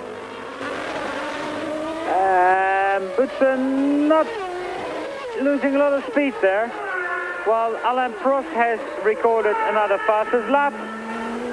He is running away with this Canadian Grand Prix, and Eric Comas incidentally has found some more speed again, because Christian Fittipaldi was climbing on over the back of that LaRousse, but now Comas is actually running faster. You know, sometimes, Allard, when a driver who's in a race with another car is lapped by the leading cars, he suddenly picks up speed and tries to follow the lapped car. It's a strange, you know, the psychology and the thinking that goes on in a Grand Prix driver's head during the course of a Grand Prix sometimes is difficult to understand and analyze. And you know, you're involved in your own race, you're trying to protect position. Suddenly you pick up pace simply because somebody's put a lap on you. Alain Prost, another fastest lap. The gap now between Ayrton Senna and the man who is leading this Grand Prix is 13.8 seconds. Michael Schumacher is losing out a little bit on traffic there with Ayrton Senna when we look on the monitor, and Damon Hill is still in 4th position. But behind there, you can just see Gerhard Berger go through in front of Alain Prost. Now Martin Brundle has just been lapped, and Brundle, who was gaining slightly on Gerhard Berger. Now we can see that by the end of this lap, whether that is still the case, or is Brundle falling back slowly. He is in 6th position. Well, with Alain Prost, of course, coming between himself and Gerhard Berger, he will lose a little bit of ground, but Martin Brundle will hope that when Alain then passes or laps for the first time Gerhard Berger, that situation will revert back to how it was. Well, you see the gap at something like 3.5 or 4 seconds between Berger and Martin Brundle in his Ligier. So, actually, it's funny, John, because right in front of Gerhard Berger is Riccardo Patrese. Patrese back on the circuit again after having had a new front wing. and he's actually running the same sort of speed, just a little quicker than Gerhard Berger. Alain Prost making his way up the inside of Gerhard Berger, and all this, of course, is working now very much towards the favour of Alain Prost. He's managed to get that little break, 14.5 seconds advantage over Ayrton Senna, and Senna's got to make his way through the traffic that we're just watching Alain Prost virtually come out of. In the meantime, Michael Schumacher struggling a little bit, some 4.8 seconds now behind Senna. Riccardo Patrese is the last of that group of cars. Alain Prost has to lap before he will have a clear road and be able to consolidate the advantage he has been building up over the last 5 or 8 laps. Alain Prost gaining on Riccardo Patrese. Patrese, who is in 12th position, some 20 seconds behind the man in 11th position, and that's Johnny Herbert. Now Gerhard Berger trying to find a way past Riccardo Patrese. He does want to do that because Martin Brundle is only 1.7 seconds behind. Well, that's the seesaw effect that you see when the lead car is lapping, so the gap appeared slightly artificial between Gerhard Berger and Martin Brundle. Now that Prost is through and on his way, it's back down to virtually the distance we had before that little scenario took place. And as we see, Alain Prost got a very clear road ahead of him, and that's really what he wants. We're on the 54th of 69, 15 laps remaining, and now we're coming, what I feel, into the most crucial part of this Grand Prix, and that is simply a question of, has Alain Prost pushed so hard to build up that lead, he's eaten into his fuel allowance, or in fact have Williams and Renault worked it out perfectly and given Alain Prost all the fuel he needs to maintain his pace. The top 6 is unchanged for the last, let's say, 13, 14 laps, and the man in 12th position has just been lapped again. That was Riccardo Patrese, but Alain Prost crossing the line for the 54th time. He is now on lap 55. Martin Brundle and Gerhard Berger fighting for 5th position, not far behind, and Brundle just a little bit quicker than Gerhard Berger. They've got a free road ahead of them, and with 17 laps to go, that is going to be an interesting fight. The gap between Prost and Senna is now 13.6 seconds, so basically, John, if there's no major technical dramas, that race is run. Well, it looks very much the case, Allard, and certainly Ayrton Senna and Michael Schumacher have done the best they can with the equipment that they have. But as you've seen really throughout the 1993 season, Alain Prost and the Canon Williams Renault team are the class of the field, and even a man like Ayrton Senna or Michael Schumacher cannot make up that sufficiency in power they have to live with. But not to take anything away from Alain Prost, he's driven to date a wheel-perfect Grand Prix. If anybody was to say otherwise, it would be, I think, rather ungenerous of them. Other than a slightly hesitant start when his teammate Damon Hill got the initiative. It wasn't that long before Alain Prost took the lead. One is going to be in a state of political disarray if that situation continues. But meantime, the fully everything Benetton, it's got active suspension, it's got traction control, and Riccardo Patrese coming into the pit lane again very slowly with no sign of driving urgency, and it looks as though he may well be out of the race. Riccardo Patrese to join the others, that's Luca Badoer and Barrichello, Alio, Mark Blundell, Shauna Lacey, Andrea De Cesaris, now Riccardo Patrese. But up front on lap 56 out of 69, the same story. Alain Prost has led all the way, except those few opening laps at the start when Damon Hill was in control, and now we're with Schumacher. Yes, and that's a readout of all his performance, but in the meantime, he's closer to Senna. He was 4.3 seconds behind him when they last Last time we had a gap on it, that looks like rather less than 4.3 seconds to me. And Schumacher, and there's clear traffic ahead. This is, at the moment, an out-and-out race between the two without traffic.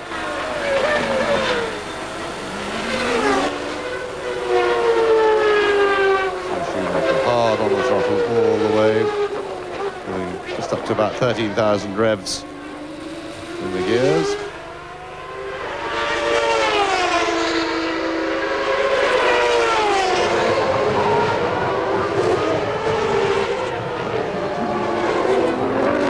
And yes, the gap is under 4.3 seconds. It's down to 3 seconds and a new fastest lap in the race for Michael Schumacher, and he really has driven a tremendous race since the tyre stops seemed to inject a whole load of life into this race. And there we see it, 1:21.682 for Schumacher, well under the old lap record.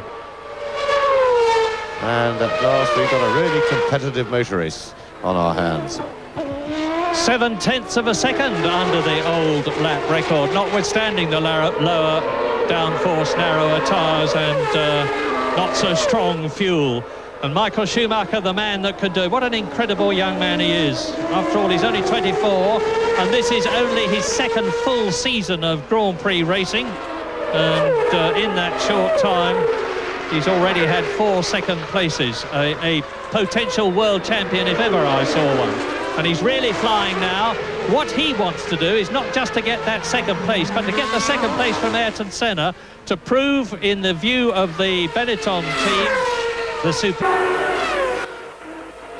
Welcome back here on Eurosport. Well, Alain Prost is leading. Ayrton Senna is second. You could just see Michael Schumacher behind the Brazilian.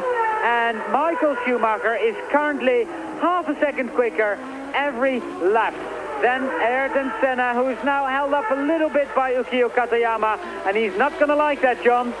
That's a little bit of time lost for Ayrton Senna, but as we'll see as he comes out of this corner and down into the under the bridge, then Michael Schumacher will have to contend with Ukio Katayama.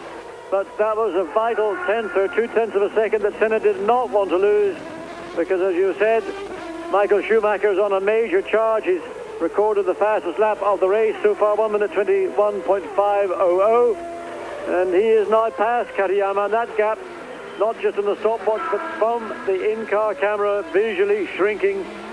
And we're on lap 58. When they come across the start-finish line, it will be 10 laps to the flag, and Schumacher is undoubtedly the man on the charge right now. There we see the gap, Ayrton Senna and Michael Schumacher. Alain Prost has crossed start finish yet again for the 58th time. But the difference between Michael Schumacher in third and Ayrton Senna in second is now a second and a half. Michael Schumacher again taking a second out of Ayrton Senna's advantage. This is the race for second place. Also, John, if Michael Schumacher gets ahead of Ayrton Senna, then Ayrton Senna will not be the championship leader. He would be equal with Alain Prost.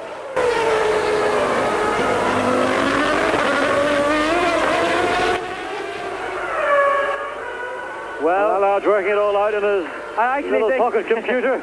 I think Prost is leading by a point. If Ayrton finishes in third position, the difference is 5 points, and then it would be 6. But anyway, let's concentrate on this fight between second or for second place. And there is the battle for second place, and Michael Schumacher now has really closed down that gap relentlessly over the last 5 laps. He's put in fastest lap after fastest lap, and all that has brought him virtually within a second of Ayrton Senna. But now, of course, the problem is when he gets close enough to Senna. Senna is probably the cutest race driver on the racetrack, and he's going to make life extremely difficult. And he will start all those little tricks, let's call them that, the subtleties of being a Grand Prix driver, slowing down in the middle of a corner, maybe braking marginally earlier, unsettling Schumacher, making Schumacher lose the rhythm and the momentum that has drawn him right up to that .924 of a second. Well, the gap, as you saw, 0.9 of a second. Another fast lap from Michael Schumacher. On lap 60, we have Ayrton Senna trailing Alain Prost by 14.5 seconds.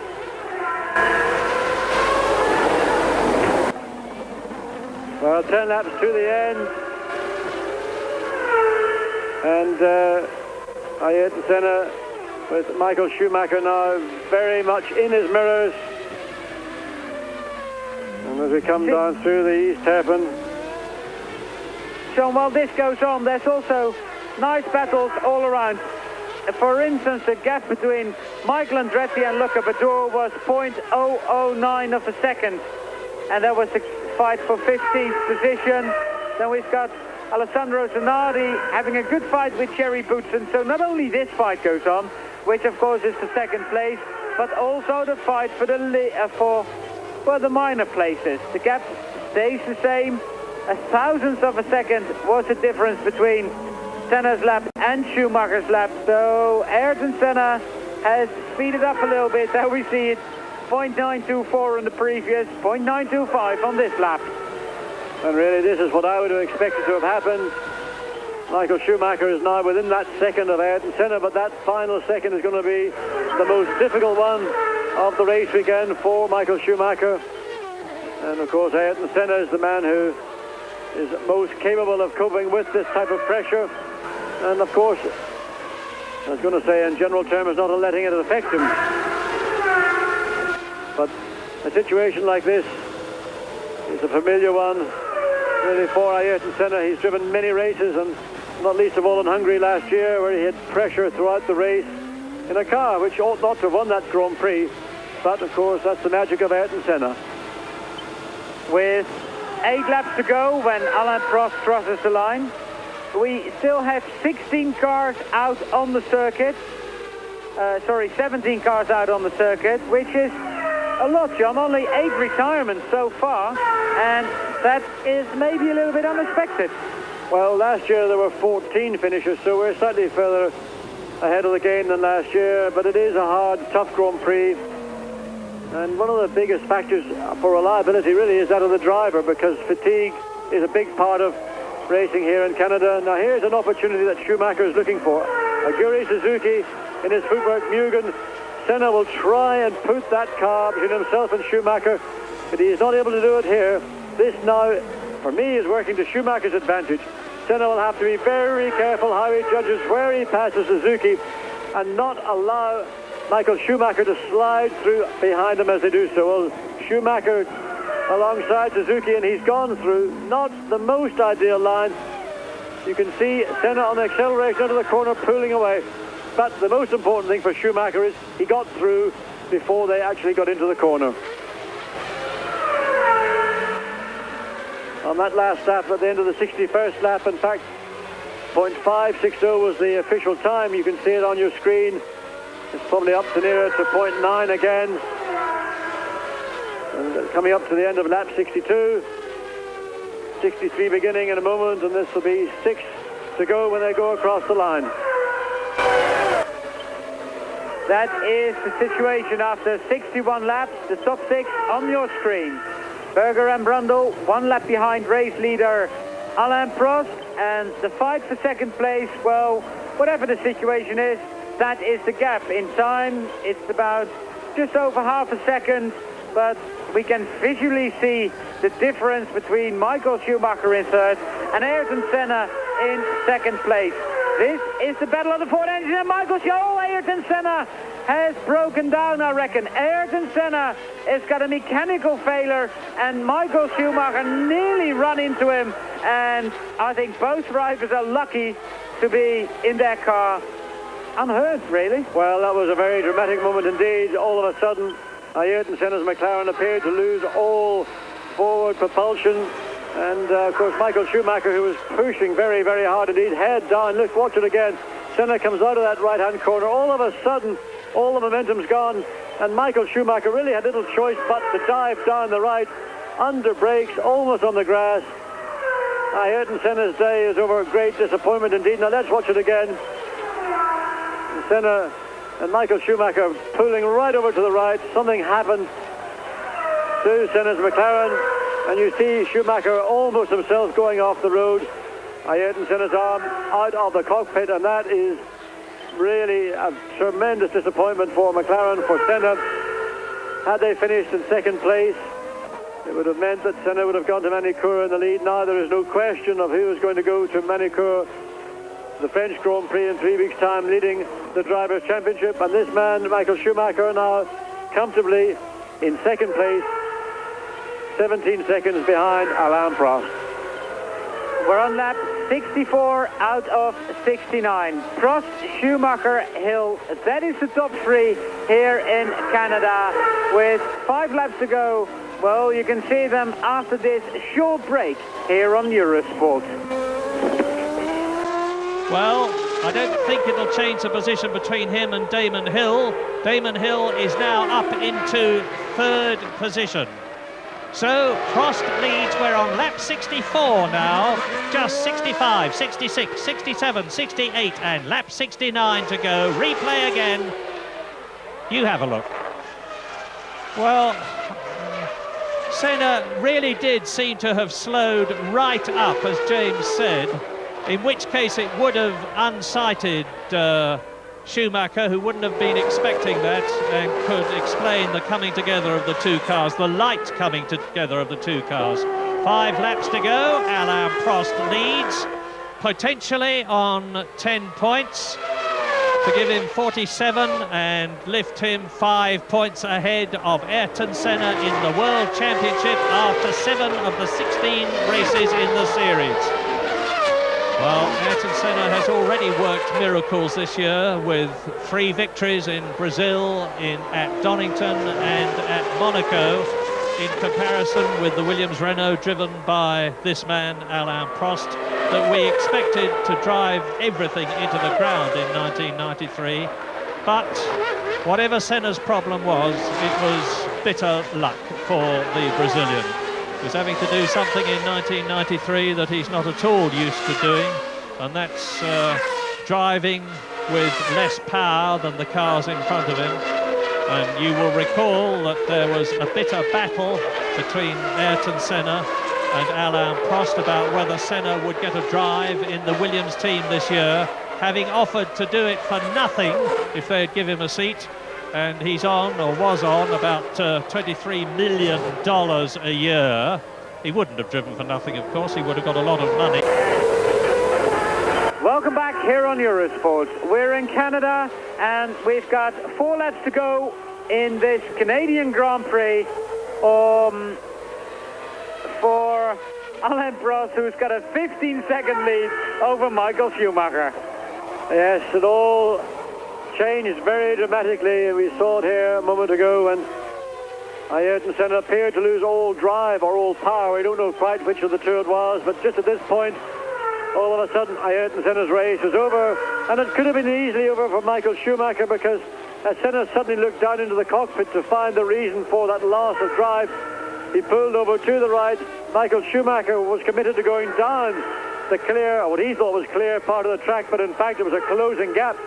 He got through, we think, without contact, but sadly for Ayrton Senna and for his 93 points hopes, he will not go now to the French Grand Prix in 3 weeks' time, leading the championship. That will be conclusively done by Alain Prost, and should he continue and win this race, which is, I think a betting man would say, a pretty strong possibility, he will have 47 points to Ayrton Senna's 42. That difference then, 5 points. But let's see what the difference is between Michael Schumacher and Alain Prost. Because although Schumacher is in no position to challenge, I would say, John, Alain Prost might have to back off a little on the last couple of laps to preserve fuel. I think having gone so far, the pace that Alain Prost has been driving at, everything really is very much under control.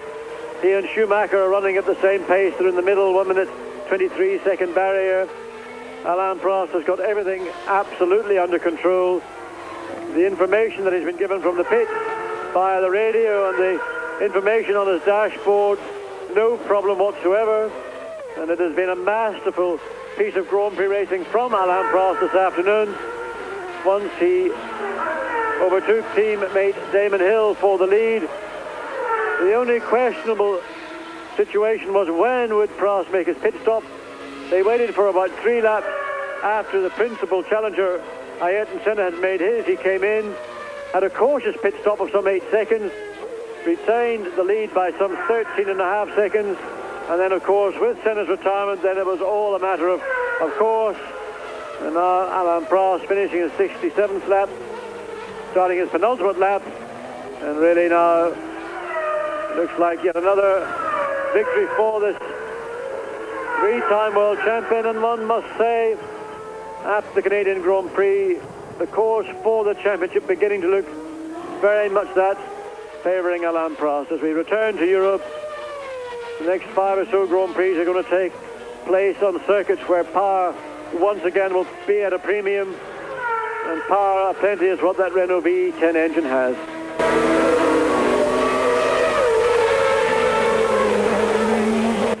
Sixteen cars are on the circuit, so 9 cars have retired from the race here on the circuit. Gilles Villeneuve, not the race of attrition we expected, or actually a lot of people expected here, John. Everybody I spoke to this morning said, well, don't worry, if I get to the finish, I'll be in the points. I think part of the reason for that, Alain, is that because the conditions have been so hot throughout this afternoon, that people were very conservative in how they approached the Grand Prix, and as a consequence, the reliability factor has risen. Alain Prost starting lap 69 out of 69. He's on his last lap, and he can take it fairly easy.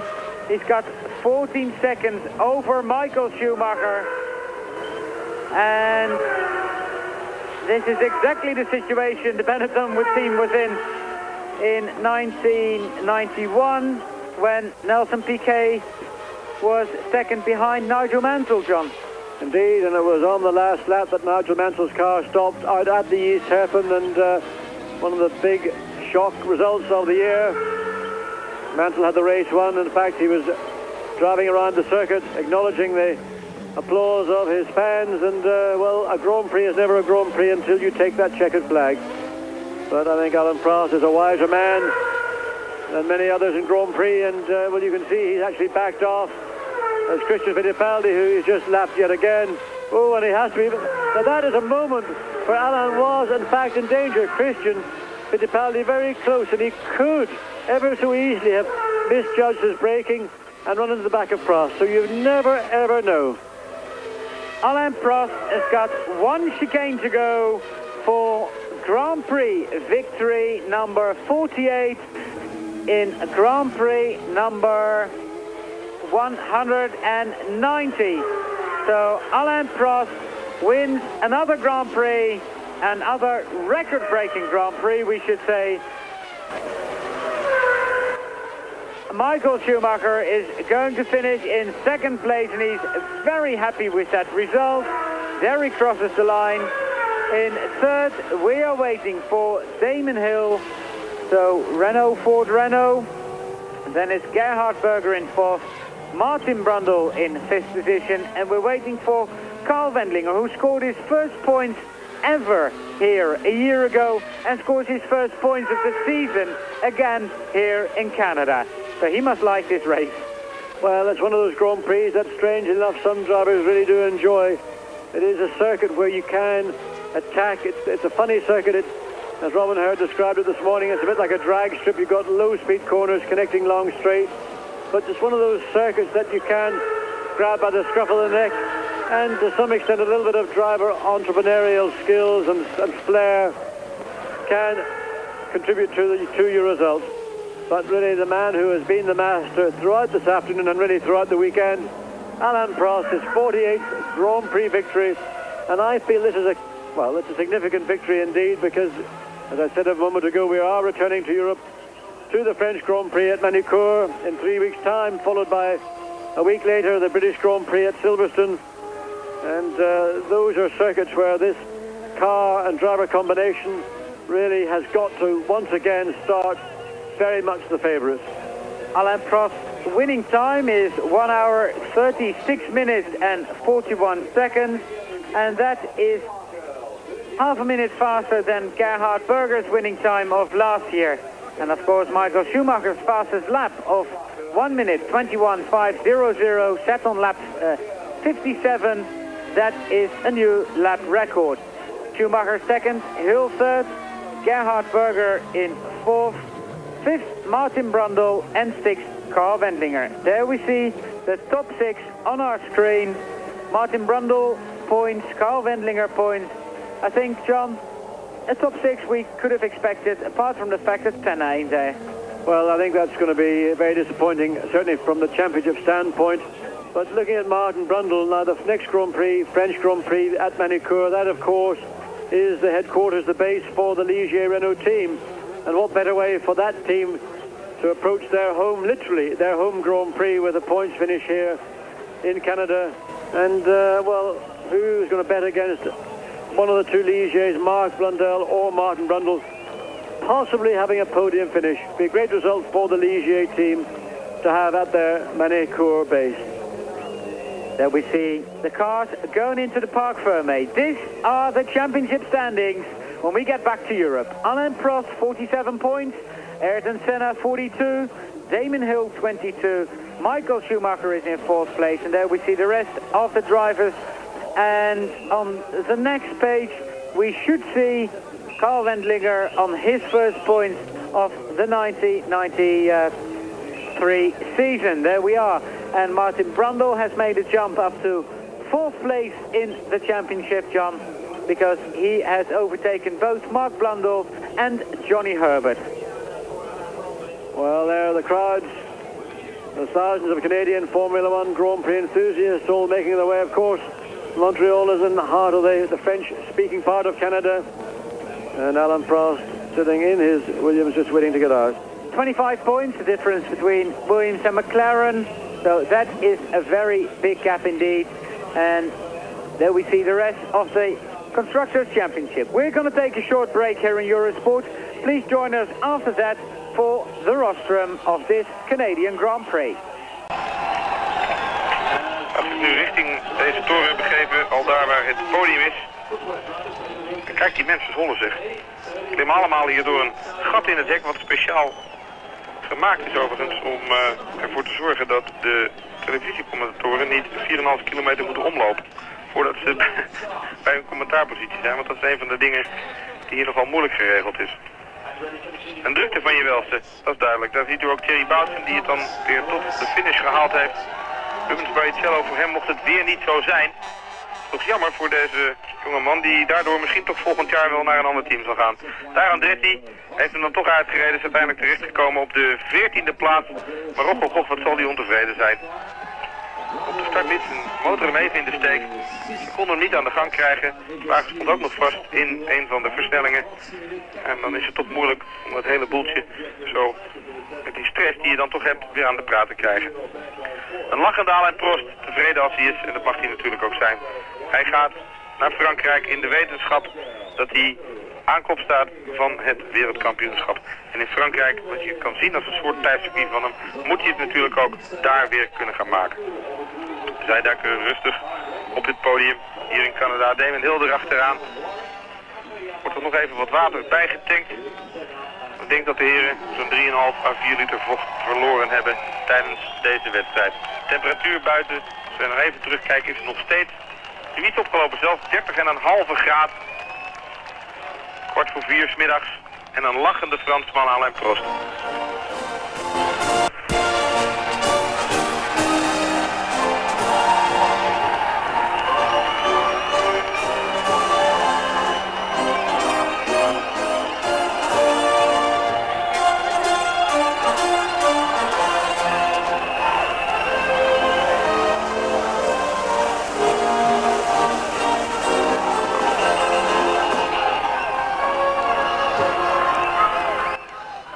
Welcome back here in Canada. That's Alain Prost, the winner of the Canadian Grand Prix 1993. We just had the French national anthem, and now for the winning constructor, the British.